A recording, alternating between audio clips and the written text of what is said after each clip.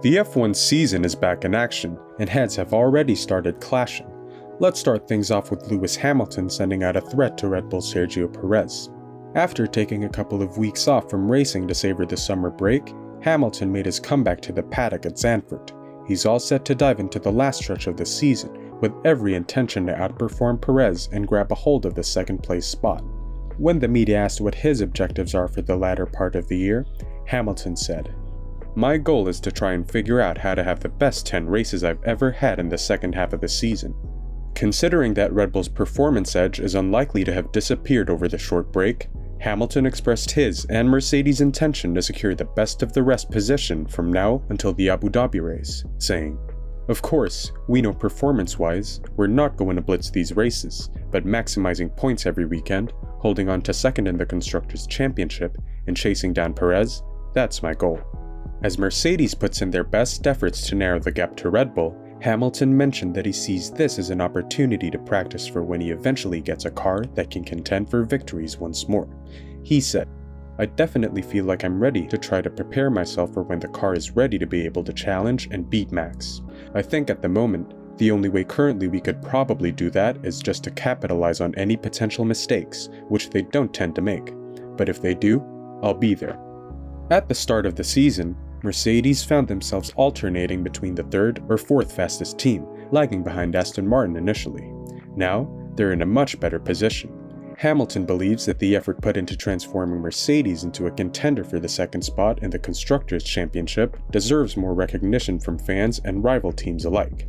He told the media, "I think it's a huge achievement. It's something that I feel has been a little bit overlooked, to be honest, only because we want to win. I would say it hasn't been the most positive narrative, but I'm really proud of the team, the progress, and the steps we have taken with the car from feeling almost identical to last year to making all the changes we have, and there are some small adjustments we are making moving forward over the next couple of races.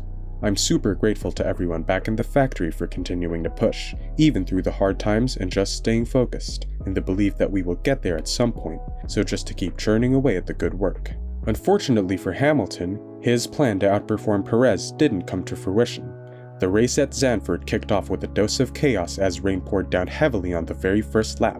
This resulted in a mix of choices throughout the grid, with teams opting to either switch to intermediate tires or stick with the dry ones.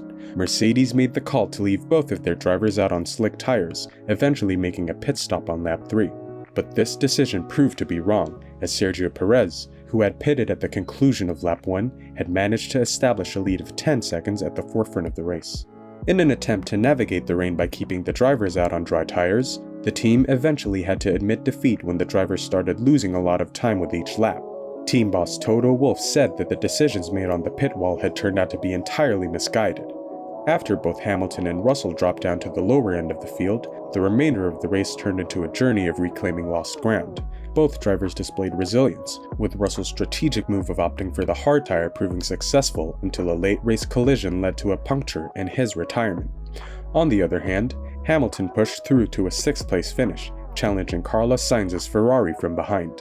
Wolff said some harsh words about their choice of strategy, saying, "I think we stayed out catastrophically too long. We got it completely wrong, and that's annoying because the car had really good pace, and then, from there on, was just recovering as good as we could. I'd rather have a good pace, a fast race car, and a mediocre result, even if it hurts." Hamilton stays put in 4th at the Drivers' Championship as he loses some ground to Aston Martin's Fernando Alonso, who secured a 2nd place finish. Looking back on his performance on Sunday, Hamilton said, "I feel really good. I didn't really know how today would go. I sat last night racking my brain. Where did we go wrong? How did we end up in this position? I was then working on how to progress this morning. I was the only one on the medium tire. I wanted to be offset to the people around me, not everyone on the grid. When the rain came, we as a team made the wrong decision. It was the team's call. We paid the price for that. We came out last. We were just chasing. I kept my head down. It was a good example that when you fall or stumble, just keep trying. Every time I had to pit, I came out and kept chasing and chasing. I was really happy. I got past the McLaren, for example, which on this track is not so easy to do. I was quicker than Sainz at the end. I just needed to hit DRS. Today, I had the pace, and the conditions, and if we made the right call, to be challenging the top 2. I think we would have been challenging Max, if I'm honest. particularly when we got to the dry. Pace-wise, we weren't terribly far off, not saying we'd have beaten them. Recognized for their no-blame ethos, Mercedes swiftly ensured that no individual or department would shoulder the blame for the lapses in judgment. Toto Wolff instead put the blame on the entire team, including himself. He said, "We will review thoroughly, and the situation is never one person or one department. It is the communications between driver, pit wall, strategy, the weather frog, and then all of us taking decisions, and that was absolutely subpar from all of us. That includes me, and it's good when it hurts. When it stings, it sticks. That's what you say, no?" Toto Wolff expressed his clear dissatisfaction with Mercedes' performance in qualifying. The Austrian didn't hold back in expressing his frustration, directing his anger towards Fernando Alonso and the race stewards. He highlighted unfair treatment that Hamilton had to contend with. The 51-year-old was visibly angered, believing that the stewards should punish the Spaniard for what he sees as impeding Hamilton.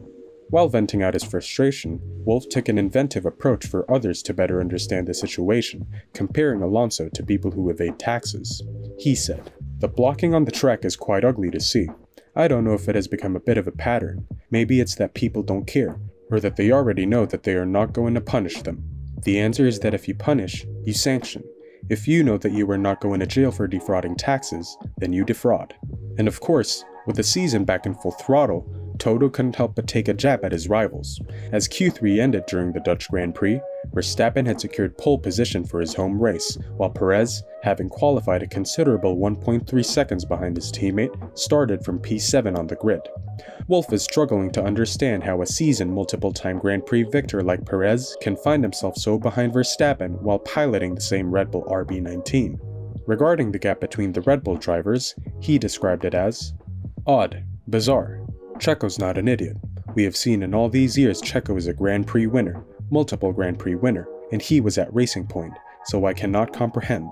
We've seen that Max has destroyed every single teammate that was with him, whether it's his ability to create a car around himself that is just very tricky to control, but fast if you can, and that creates those gaps, the 1.3.